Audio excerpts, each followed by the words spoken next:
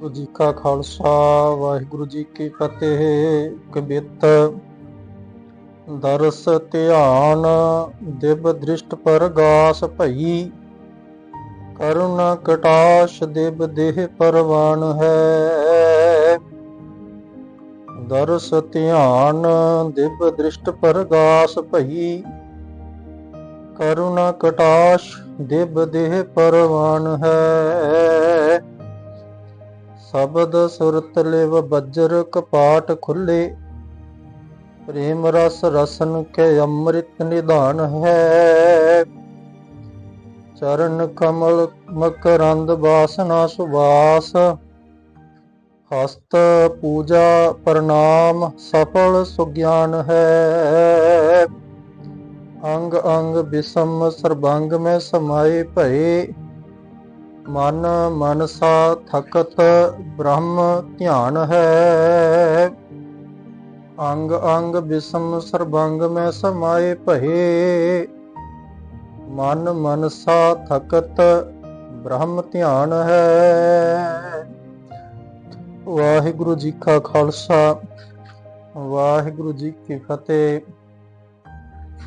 ਪਰਮ ਸਨਮਾਨਯੋਗ ਸਾਧ ਸੰਗਤ, ਸਤਿਕਾਰਯੋਗ ਭਾਈ ਸਾਹਿਬ ਭਾਈ ਗੁਰਦਾਸ ਜੀ, ਇਸ ਕਵਿਤ ਦੇ ਵਿੱਚ ਸਤਿਗੁਰੂ ਜੀ ਦੀ ਚਰਨ ਸ਼ਰਨ ਵਿੱਚ ਜਾ ਕੇ ਜੋ ਗੁਰੂ ਬਖਸ਼ਿਸ਼ ਕਰਕੇ, ਸਤਿਗੁਰੂ ਜੀ ਜੋ ਰਹਿਮਤ ਕਰਕੇ ਮਨੁੱਖਾ ਜੀਵਨ ਦੇ ਵਿੱਚ ਜੋ ਅੰਦਰ ਆਤਮਿਕ ਜਿਹੜਾ ਬਦਲਾਵ ਪੈਦਾ ਕਰਦੇ ਨੇ, ਮਾਨਸਿਕ ਬਦਲਾਵ ਜਿਹੜਾ ਪੈਦਾ ਕਰਦੇ ਨੇ, ਉਹਦੀ ਵਿਚਾਰ ਭਾਈ ਗੁਰਦਾਸ ਜੀ ਇਸ ਕਵਿਤ ਵਿੱਚ ਦੱਸਦੇ ਨੇ ਕਿ ਜਦੋਂ ਆਮ ਮਨੁੱਖ ਗੁਰੂ ਦੀ ਸ਼ਰਨ ਵਿੱਚ ਜਾਂਦਾ ਹੈ, ਫਿਰ ਉਹਦੇ ਵਿੱਚ, ਉਹਦੇ ਜੀਵਨ ਦੇ ਵਿੱਚ ਕੀ ਕੁਝ ਬਦਲਦਾ ਹੈ। ਭਾਈ ਸਾਹਿਬ ਭਾਈ ਗੁਰਦਾਸ ਜੀ ਕਹਿੰਦੇ ਨੇ, ਦਰਸ ਧਿਆਨ ਦਿਵ ਦ੍ਰਿਸ਼ਟ ਪਰਗਾਸ ਭਈ।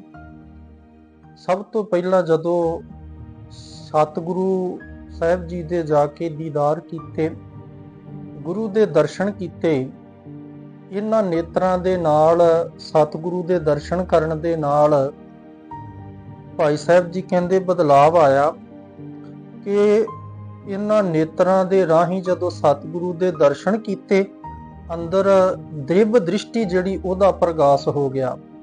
ਅੰਦਰ ਦਾ ਗਿਆਨ, ਅਗਿਆਨਤਾ ਦਾ ਹਨੇਰਾ ਮਿਟ ਗਿਆ, ਗਿਆਨ ਦਾ ਚਾਨਣ ਪ੍ਰਾਪਤ ਹੋ ਗਿਆ।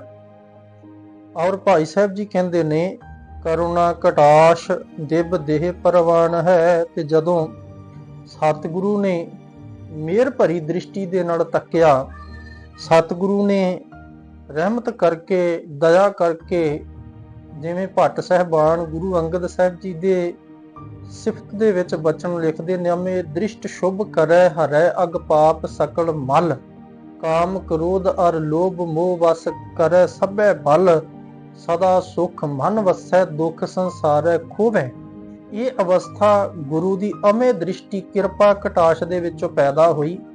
ਭੱਟ ਸਾਹਿਬਾਨ ਦੇ ਬਚਨ ਨੇ, ਅਮੇ ਦ੍ਰਿਸ਼ਟ ਸ਼ੁਭ ਕਰੈ, ਆਪਣੀ ਮਿਹਰ ਭਰੀ ਅੰਮ੍ਰਿਤਮਈ ਦ੍ਰਿਸ਼ਟੀ ਜਿਹਦੇ ਤੇ ਗੁਰੂ ਅੰਗਦ ਸਾਹਿਬ ਪਾ ਦਿੰਦੇ ਨੇ।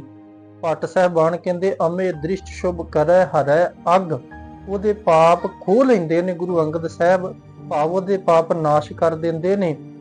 ਹਰੈ ਅਗ ਸਕਲ ਮਲ ਖੋਵੇ, ਉਹਦੀ ਸਾਰੀ ਮੈਲ, ਜਿਹੜੀ ਪਾਪਾਂ ਦੀ, ਵਿਕਾਰਾਂ ਦੀ ਮੈਲ ਹੈ, ਉਹ ਗੁਰੂ ਅੰਗਦ ਸਾਹਿਬ ਉਹਦੀ ਨਾਸ਼ ਕਰ ਦਿੰਦੇ ਨੇ। ਅਮੇ ਦ੍ਰਿਸ਼ਟ ਸ਼ੁਭ ਕਰੈ ਹਰੈ ਅਗ ਪਾਪ ਸਕਲ ਮਲ, ਕਾਮ ਕ੍ਰੋਧ ਅਰ ਲੋਭ ਮੋਹ ਵਸ ਕਰੈ ਸਭੈ ਬਲ। ਕਾਮ ਕ੍ਰੋਧ ਲੋਭ ਮੋਹ, ਇਹਨਾਂ ਸਾਰਿਆਂ ਨੂੰ ਗੁਰੂ ਅੰਗਦ ਸਾਹਿਬ ਅਮੇ ਦ੍ਰਿਸ਼ਟੀ ਦੇ ਨਾਲ ਆਪਣੇ ਵਸ ਵਿੱਚ ਕਰ ਲੈਂਦੇ ਨੇ। ਸਤਿਗੁਰੂ ਗੁਰੂ ਅੰਗਦ ਸਾਹਿਬ ਜੀ ਦੀ ਉਸਤਤ ਦੇ ਵਿੱਚ ਭੱਟ ਸਾਹਿਬਾਨ ਨੇ ਬਚਨ ਕਹੇ, ਪਰ ਜਿਹੜੀ ਗੁਰੂ ਨਾਨਕ ਸਾਹਿਬ ਜੀ ਦੀ ਜੋਤ ਗੁਰੂ ਅੰਗਦ ਸਾਹਿਬ ਜੀ ਦੇ ਅੰਦਰ ਪ੍ਰਵੇਸ਼ ਕਰਦੀ ਹੈ, ਉਹੀ ਜੋਤ 10 ਗੁਰੂ ਸਾਹਿਬਾਨ ਦੇ ਵਿੱਚ ਵਿਚਰਦਿਆਂ ਗੁਰੂ ਗ੍ਰੰਥ ਸਾਹਿਬ ਜੀ ਵਿੱਚ ਵਿਰਾਜਮਾਨ ਹੈ।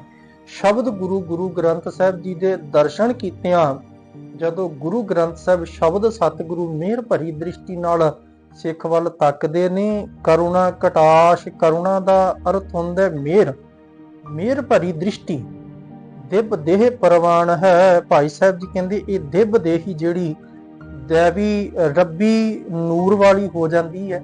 ਇਹ ਦੇਹੀ ਅਕਾਲ ਪੁਰਖ ਦੇ ਦਰ ਤੇ ਪ੍ਰਵਾਨ ਹੋ ਜਾਂਦੀ ਹੈ ਜਦੋਂ ਗੁਰੂ ਮਿਹਰ ਭਰੀ ਦ੍ਰਿਸ਼ਟੀ ਨਾਲ ਤੱਕਦਾ ਹੈ।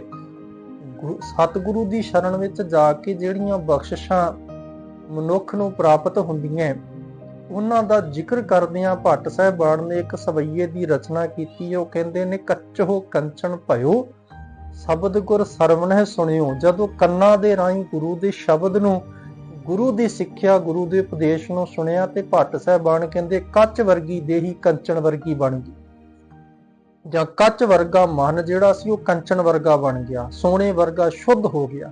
ਕੱਚੋ ਕੰਚਨ ਭਇਓ ਸ਼ਬਦ ਗੁਰ ਸਰਵਣਹਿ ਸੁਣਿਓ, ਬਿਖ ਤੇ ਅੰਮ੍ਰਿਤ ਹੋਇਓ ਨਾਮ ਸਤਿਗੁਰ ਮੁਖ ਭਣਿਓ। ਨਾਮ ਜੀਭਾ ਨਾਲ ਜਪੀਦਾ। ਭਾਈ ਸਾਹਿਬ ਜੀ ਕਹਿੰਦੇ ਜਿਹੜੀ ਜੀਭਾ ਕੌੜੇ ਬੋਲ ਬੋਲਦੀ ਸੀ, ਝੂਠ ਬੋਲਦੀ ਸੀ, ਨਿੰਦਿਆ ਚੁਗਲੀ ਈਰਖਾ ਵਾਲੀਆਂ ਗੱਲਾਂ ਕਰਦੀ ਸੀ, ਉਹ ਜ਼ਹਿਰ ਉਗਲਣ ਵਾਲੀ ਜੀਭਾ ਜਿਹੜੀ ਸੀ ਗੁਰੂ ਦੇ ਬਚਨ ਬੋਲਣ ਲੱਗ ਪਈ। ਤੇ ਭੱਟ ਸਾਹਿਬਾਨ ਕਹਿੰਦੇ ਨੇ ਉਹੀ ਜੀਭਾ ਹੁਣ ਅੰਮ੍ਰਿਤਮਈ ਬਣ ਗਈ। ਜਿਹੜੀ ਜੀਭਾ ਹੈ ਉਹ ਅੰਮ੍ਰਿਤ ਵਰਗਾ ਉਹਦੇ ਅੰਦਰੋਂ ਰਸ ਆਉਣ ਲੱਗ ਪਿਆ। ਬਿਖ ਸੇ ਅੰਮ੍ਰਿਤ ਹੋਇਓ ਨਾਮ ਸਤ ਗੁਰਮੁਖ ਭਣਿਓ, ਲੋਹੋ ਹੋਇਓ ਲਾਲ ਨਦਰ ਸਤਿਗੁਰ ਜਦ ਧਾਰੇ। ਲੋਹੇ ਵਰਗਾ ਸੀ, ਕੋਈ ਕੀਮਤ ਨਹੀਂ ਸੀ। ਭੱਟ ਸਾਹਿਬਾਨ ਕਹਿੰਦੇ ਜਦੋਂ ਗੁਰੂ ਨੇ ਮਿਹਰ ਭਰੀ ਦ੍ਰਿਸ਼ਟੀ ਕੀਤੀ ਤੇ ਲਾਲ ਵਰਗਾ ਬੇਸ਼ਕੀਮਤੀ ਬਣ ਗਿਆ।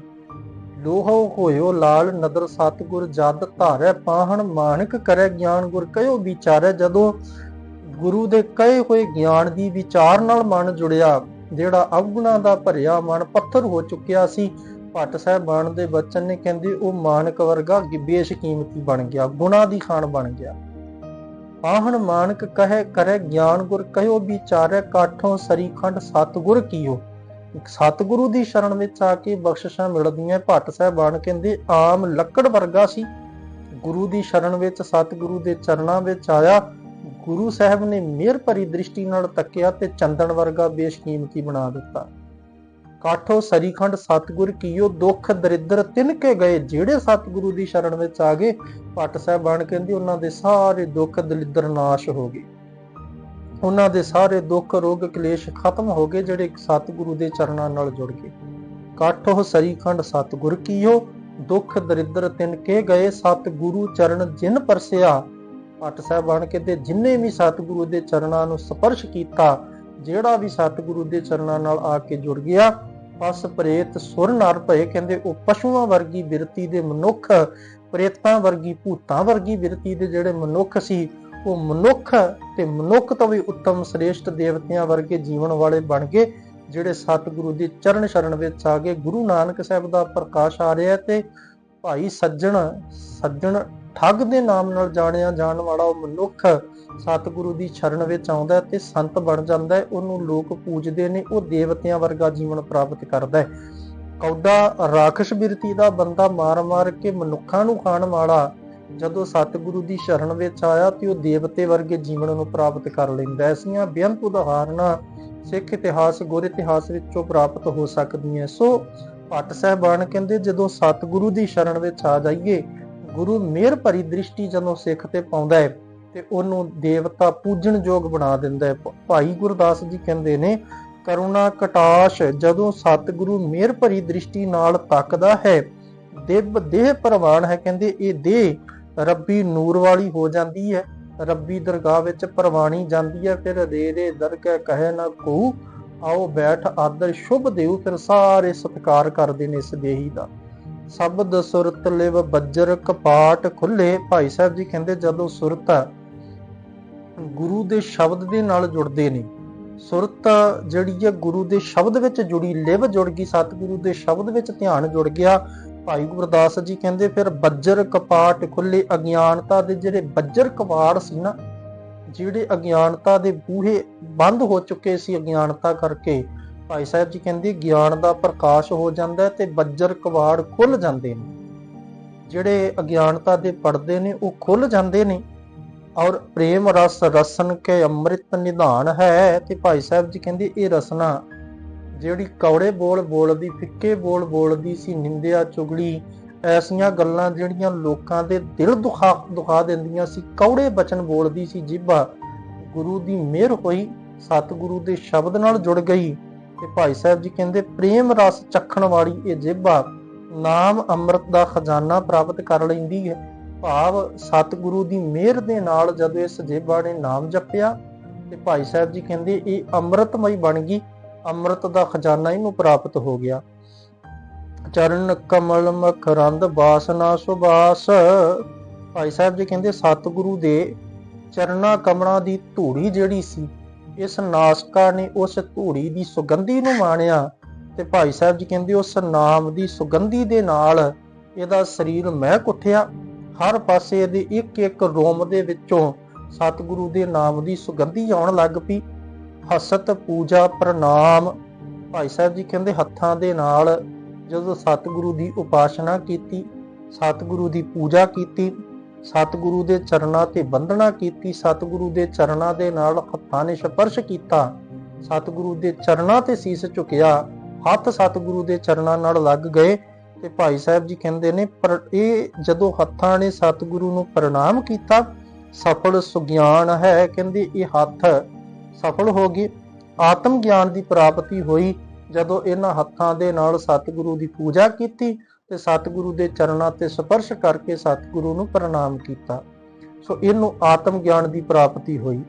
ਅੰਗ ਅੰਗ ਬਿਸਮ ਸਰਬੰਗ ਮੈਂ ਸਭਾਏ ਭਏ। ਇਸ ਤਰ੍ਹਾਂ ਭਾਈ ਸਾਹਿਬ ਜੀ ਕਹਿੰਦੇ ਨੇ ਸਤਿਗੁਰੂ ਦੀ ਸ਼ਰਨ ਵਿੱਚ ਆ ਕੇ ਜਦੋਂ ਦਰਸ਼ ਸਤਿਗੁਰੂ ਦੇ ਦੀਦਾਰ ਵਿੱਚ ਲੱਗ ਗਿਆ, ਭਾਵ ਨੇ ਇਹ ਅੱਖਾਂ ਦੇ ਨਾਲ ਨੇਤਰਾਂ ਨਾਲ ਸਤਿਗੁਰੂ ਦੇ ਦਰਸ਼ਨ ਕੀਤੇ, ਕੰਨਾਂ ਦੇ ਨਾਲ ਸਤਿਗੁਰੂ ਦਾ ਸ਼ਬਦ ਸੁਣਿਆ, ਜੀਭਾ ਦੇ ਨਾਲ ਸਤਿਗੁਰੂ ਦੇ ਨਾਮ ਨੂੰ ਜਪਿਆ ਔਰ ਨਾਸਕਾ ਦੇ ਨਾਲ ਸਤਿਗੁਰੂ ਦੀ ਚਰਨ ਧੂੜੀ ਦੀ ਸੁਗੰਧ ਦੇ ਨਾਮ ਰਸ ਨੂੰ ਮਾਣਿਆ। ਭਾਈ ਸਾਹਿਬ ਜੀ ਕਹਿੰਦੇ ਨੇ ਉਸ ਤੋਂ ਬਾਅਦ ਹੱਥਾਂ ਦੇ ਨਾਲ ਸਤਿਗੁਰੂ ਦੇ ਚਰਨਾਂ ਤੇ ਪ੍ਰਣਾਮ ਕੀਤੀ। ਇੱਕ ਇੱਕ ਅੰਗ ਜਿਹੜਾ ਸੀ, ਅੰਗ ਅੰਗ ਬਿਸਮ। ਭਾਈ ਸਾਹਿਬ ਜੀ ਕਹਿੰਦੇ ਇੱਕ ਇੱਕ ਅੰਗ ਜਿਹੜਾ ਸੀ, ਰੋਮ ਰੋਮ ਜਿਹੜਾ ਸੀ, ਉਹ ਅਲੌਕਿਕ ਸ਼ੋਭਾ ਵਾਲਾ ਹੋ ਗਿਆ। ਸਰਬੰਗ ਮੈਂ ਸਮਾਏ ਭਏ। ਸਰਬੰਗ ਭਾਵ ਸਭ ਵਿੱਚ ਵਿਆਪਕ ਜਿਹੜਾ ਪ੍ਰਭੂ ਹੈ ਉਹਦੇ ਵਿੱਚ ਆਤਮਾ ਲੀਨ ਹੋ ਜਾਂਦਾ ਹੈ। ਮਨ ਮਨਸਾ ਥਕਤ। ਭਾਈ ਸਾਹਿਬ ਜੀ ਕਹਿੰਦੇ ਨੇ ਸਤਿਗੁਰੂ ਦੀ ਸ਼ਰਨ ਵਿੱਚ ਆ ਕੇ ਮਨ ਦੀਆਂ ਸਾਰੀਆਂ ਵਾਸ਼ਨਾ ਥੱਕ ਜਾਂਦੀਆਂ, ਭਾਵ ਖਤਮ ਹੋ ਜਾਂਦੀਆਂ, ਮੁੱਕ ਜਾਂਦੀਆਂ। ਤੇ ਉਸ ਤੋਂ ਬਾਅਦ ਕੀ ਹੁੰਦਾ ਹੈ? ਭਾਈ ਸਾਹਿਬ ਜੀ ਕਹਿੰਦੇ ਬ੍ਰਹਮ ਧਿਆਨ ਹੈ। ਤੇ ਫਿਰ ਇਹ ਜਿਹੜਾ ਮਨ ਦੁਨਿਆਵੀ ਪਦਾਰਥਾਂ ਦੀ ਭਟਕਣਾ ਦੇ ਵਿੱਚ ਹਰ ਵੇਲੇ ਲੱਗਾ ਰਹਿੰਦਾ ਸੀ, ਭਾਈ ਸਾਹਿਬ ਜੀ ਕਹਿੰਦੇ ਉਹ ਮਨ ਸ਼ਾਂਤ ਹੋ ਗਿਆ, ਮਨ ਵਾਸ਼ਨਾ ਵੱਲੋਂ ਥੱਕ ਗਿਆ, ਵਾਸ਼ਨਾਵਾਂ ਖਤਮ ਹੋ ਗਈਆਂ ਤੇ ਬ੍ਰਹਮ ਧਿਆਨ ਹੈ। ਪ੍ਰਭੂ ਦੇ ਚਰਨਾਂ ਕਮਲਾਂ ਵਿੱਚ ਬ੍ਰਹਮ ਦੇ ਵਿੱਚ ਧਿਆਨ ਜੁੜ ਗਿਆ। ਸੋ ਇਸ ਤਰ੍ਹਾਂ ਅਕਾਲ ਪੁਰਖ ਪਰਮਾਤਮਾ ਦੀ ਜੋਤ ਵਿੱਚ ਜੋਤ ਸਮਾ ਗਈ। ਭਾਈ ਸਾਹਿਬ ਜੀ ਕਹਿੰਦੇ ਆਤਮਾ ਪਰਮਾਤਮਾ ਇੱਕ ਹੋ ਗਏ ਜਦੋਂ ਸਤਿਗੁਰੂ ਦੀ ਸ਼ਰਨ ਵਿੱਚ ਆਏ ਤੇ ਸਤਿਗੁਰੂ ਦੇ ਚਰਨਾਂ ਤੇ ਆ ਕੇ ਸੀਸ ਝੁਕਾਇਆ, ਸਤਿਗੁਰੂ ਕੋਲੋਂ ਅੰਤਰ ਆਤਮ ਉਪਦੇਸ਼ ਦੀ ਪ੍ਰਾਪਤੀ ਕੀਤੀ। ਇਹ ਬਖਸ਼ਿਸ਼ਾਂ, ਇਹ ਜੀਵਨ ਦੇ ਵਿੱਚ ਬਦਲਾਵ ਆਇਆ। ਭਾਈ ਸਾਹਿਬ ਜੀ ਕਹਿੰਦੇ ਪਹਿਲਾਂ ਵਾਸ਼ਨਾਵਾਂ ਦੀ ਖਾਤਰ, ਆਪਣੀਆਂ ਮਨ ਦੀਆਂ ਇੱਛਾਵਾਂ ਦੀ ਖਾਤਰ ਦੌੜਦਾ ਸੀ, ਹੁਣ ਕੇਵਲ ਸਤਿਗੁਰੂ ਦੇ ਚਰਨਾਂ ਵਿੱਚ ਆ ਕੇ ਬ੍ਰਹਮ ਦੀ ਪ੍ਰਾਪਤੀ ਦੀ ਅਰਦਾਸ ਕੀਤੀ ਤੇ ਸਤਿਗੁਰੂ ਨੇ ਕਿਰਪਾ ਕੀਤੀ। ਵਾਸ਼ਨਾਵਾਂ ਵੱਲੋਂ ਮਨ ਥੱਕ ਗਿਆ ਤੇ ਬ੍ਰਹਮ ਧਿਆਨ, ਬ੍ਰਹਮ ਦੇ ਵਿੱਚ ਜਿਹੜਾ ਧਿਆਨ ਜੁੜ ਗਿਆ, ਹੁਣ ਇੱਕ ਰਸ ਪ੍ਰਮਾਤਮਾ ਦੇ ਨਾਮ ਰਸ ਵਿੱਚ ਜੁੜ ਕੇ ਉਹਦੇ ਪਿਆਰ ਨੂੰ ਮਾਣਦਾ ਹੈ ਜੀ। ਭੁੱਲਾਂ ਚੁੱਕਾਂ ਦੀ ਖਿਮਾ। ਵਾਹਿਗੁਰੂ ਜੀ ਕਾ ਖਾਲਸਾ, ਵਾਹਿਗੁਰੂ ਜੀ ਕੀ ਫਤਿਹ।